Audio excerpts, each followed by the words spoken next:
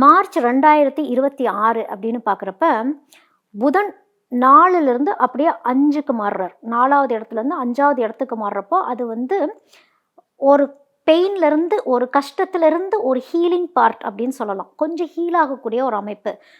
ஆனா வார்த்தைகள் தெளிவாக ஆரம்பிக்கும். ஏன்னா, உங்களுக்கு தெளிவு நிலை அப்படிங்கிறது வரும். ஏன்னா, புதன் ஒரு தெளிவு, ஒரு கிளாரிட்டிய குடுத்துக்கிட்டே வருவார். இது இல்ல அதுவரைக்கும் உங்களுக்கு வந்து ஒரு பனிமூட்டம் மாரியே சில தாட் ப்ராசஸ்லாம் இருந்திருக்கும்.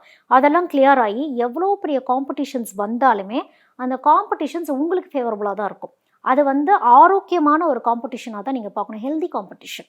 அது உங்களுக்கு ஃபேவரபுளா இருந்து, நீங்க சக்சஸ்ஃபுல்லா கண்டிப்பா வருவீங்க.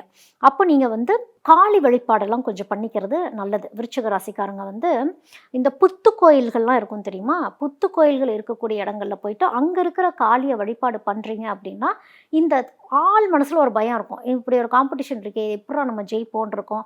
எமோஷன் வைஸ் கொஞ்சம் ஹெவியா இருப்பீங்க. இன்னும் கொஞ்சம் ஹீல் ஆகல அப்படிங்கிற மாரிலாம் இருக்கிறீங்கன்னா, புத்து கோயில்களுக்கு போயிட்டு வர வர அந்த தெளிவு உங்களுக்கு வந்து திடீர்னு ஏதோ ஒரு பவர் கிடைச்ச மாரி, யாரோ நம்மள புரொடெக்ட் பண்ற மாரியான ஒரு மனநிலைமைக்கு நீங்க போயிடுவீங்க.